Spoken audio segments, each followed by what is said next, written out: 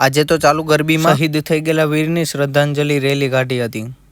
તો હર હર મહાદેવ બધાય મારા મિત્રોને। સવારમાં મંદિરે દર્શન કરીને આપણે જવાનું હતું કામે, અને પછી હું નીકળી ગયો મારી એક્સરસાઇઝ લઈને શોરૂમે, અને રોજની જેમ અભણની જેમ આપણે અંગૂઠો મારીને દિવસની શરૂઆત કરી। અને આજ બપોરે જવાનું હતું આપણે જમવા માટે પપ્પાના કારખાને, અને પાછી ગાડી લઈને નીકળી ગયો કારખાના તરફ, અને પપ્પાની ને કાકાની સાથે હું બેસી ગયો જમવા, અને પછી હું નીકળી ગયો કાકાની પાછળ કારખાનામાં આટો મારવા।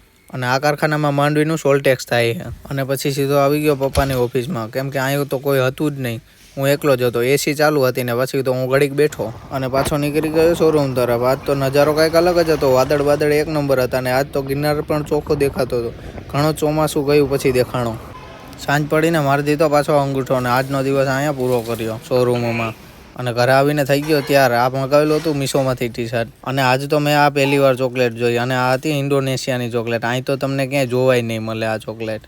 અને રોજની જેમ આજ પાછા પોગી ગયા આપણે ગરમીમાં, અને આ ચોપડી તો રોજ લઈ આવવી પડે, કેમ કે જો આ ના લઈ આવું તો અહીંથી મને એન્ટ્રી ના કરવા બધે। અને અંદર આવીને જોયું તો બધા ઊભા હતા, કેમ કે અહીંયા રાષ્ટ્રગાન ચાલુ હતું, અને આપણે શહીદ થઈ ગયેલા વીરની શ્રદ્ધાંજલિ હતી। પછી તો હું આજનો દિવસ અહીંયા પૂરો થયો, વાગી ગયા હતા રાતના 12:24, અને આ વિડીયો અહીંયા પૂરો થાય છે। તો ચેનલને લાઈક છે ને સબસ્ક્રાઈબ કરતા જાજો।